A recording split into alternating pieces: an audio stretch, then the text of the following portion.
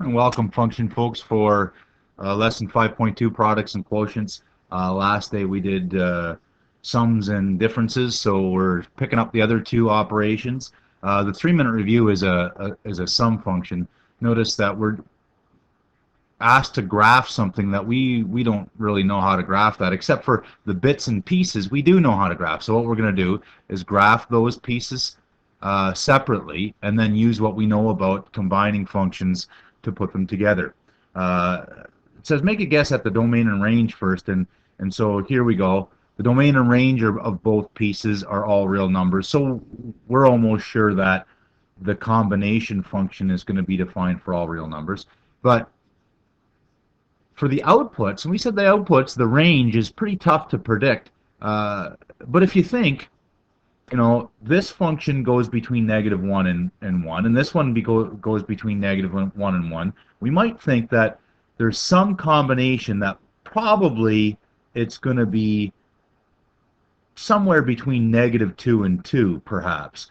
That would be the absolute best case, or worst case as far as minimums, is that we have 2 points, one on this piece and one on this piece, that end up at a minimum at the same point. Then their sum would end up at a new minimum of -2. But we're not sure if this is going to happen, and we'll see, in fact, that it probably doesn't.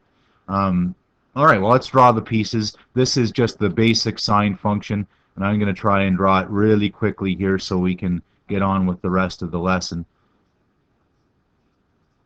All right, that right there is y equals sine x, and it keeps going, right? This one, remember, is transformed, right? Y equals sine 3x has a different period. The period is 2 pi over 3, but for sure how we graph it is the important points occur every, not 3 ticks, but 3 over 3 every 1 tick, right? So if I do this, I'm going to do it in black again, so my combination is in a different color, so it's easy to see. Still starts at 0, hasn't been moved off of that, and important points every tick. Where did I go? There, and so on, right? And I'm going to be able to get 3 full periods in by the time I get to 2 pi. Something like this. The idea is now I'm going to add these pieces together.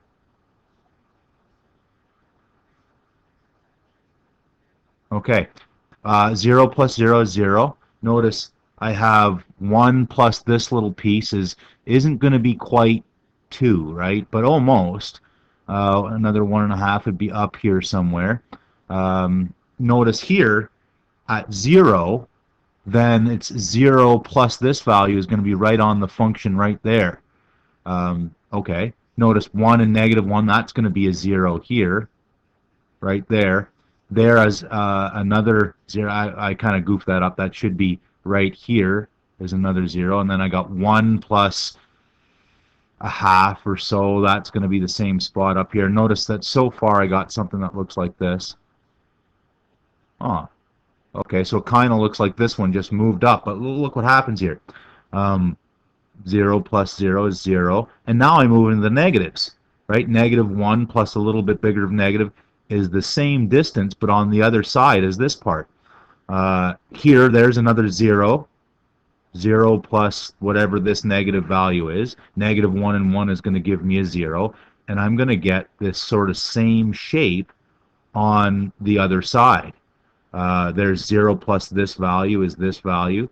1 plus -0.5 or so gets back to that the minimum, I guess, wherever that's going to be. And I kind of have this sort of shape. This is f, which is equal to sine x plus sine 3x. And it didn't actually get all the way to -2. Few comments about this red graph. One, it's pretty cool. This is a pretty cool graph. What's the period? The period of this, well, notice that it's going to start the same cycle as this. So it's actually its period is still 2 pi. It's the same as this original one. And these combinations, is there any hard and fast rule? Well, sort of, but we're not really interested in that. But this is a periodic function. What's interesting about this red function, is it kind of looks like, we see like on a heart monitor that this sort of looks like this sort of thing, right? Or maybe some other like this. In fact, there's a rule that any periodic function that repeats in a regular way is some combination. Here was a pretty simple one, but any periodic function is a combination of sines and coses, perhaps. And I don't know if you knew this, but any sound can be modeled with trig functions. And so the perfect trig function, the sine function like this, well, that's not perfect. You know what I mean, though, is a relationship between sound pressure and time, and then a perfect, say, C would produced by a tuning fork or something like that, would have a perfectly smooth sine function. But other instruments, like this one is a flute, which looks like, well, kind of looks like that one we drew. And this one is a saxophone, which that kind of looks like the heart monitor thing, the Bing, the thing that goes Bing. And that's a trumpet. And again, does that look so much different than the graph that we just drew? Not really. Maybe stretched in the right way. And in fact, a pretty interesting field is the field of producing digitally, reproducing sounds of trumpets and flutes and stuff like that. And so on a computer's good at producing these waves and sounds that are based on these waves. Well, as long as I got the right combination, then where'd it go?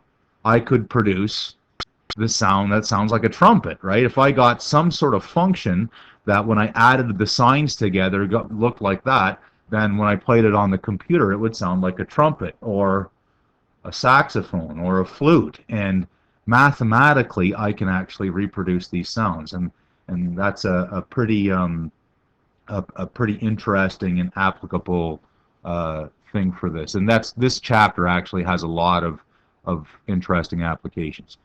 All right, sorry about that. We got a little off topic there, but I think it's interesting. If I remember, I'll post a link to that site, and if you're interested in this digital music, I'll hopefully remember to put a site on there. All right, back to the boring old lesson.